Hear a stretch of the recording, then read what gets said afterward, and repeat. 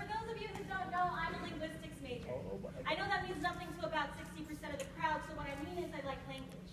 I'm always in awe of how sounds form words and words form sentences and somehow form meaning, which ultimately drive your thought. Tell me that's not magic. I used to love Harry Potter. Wish that magic existed. Little did I know I was casting spells with every word that trickled off my tongue. I'm constantly asked why I picked linguistics, and I never quite had an answer. Aside from it being a magical thing, I'm not entirely sure why. Maybe I just wanted to be quirky. Maybe it was just to be a smartass. Maybe it's because I still wonder how after living my whole life under a roof that spoke 3 languages, I only know one. It frustrates me. Being monolingual. Not only does it make me a narrow-minded linguist, but it bothers me how I only know 10 words in my mother's tongue. They say communication is key, so when there's a semantic barrier guarding our thoughts, what then?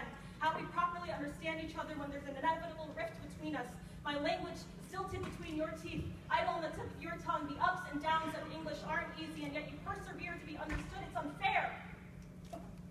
It's as though my blood language is trapped on an island, unable to swim away to the cerebral cortex. It's as though God made a rule for first-generation children to choose between English and their parents' native language, with braced brackets, as though to say, pick between the two, either or, one or the other. It's unfair, so I've lied. If I had $1 for every time an auntie asked me if I speak their language and I responded falsely with I can't speak it, but I understand, my pockets could fund as many balikbayan boxes as it takes to supply my family for the rest of their lives. I'd buy my mom a retirement home where she can see the stars every night. I'd pay for my dad's medication.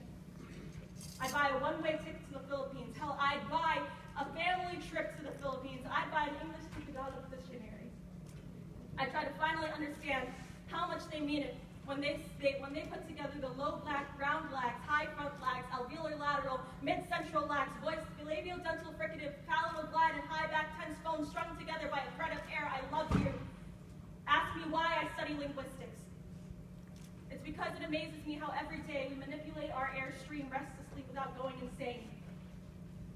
I'd be lying if I said I wasn't jealous.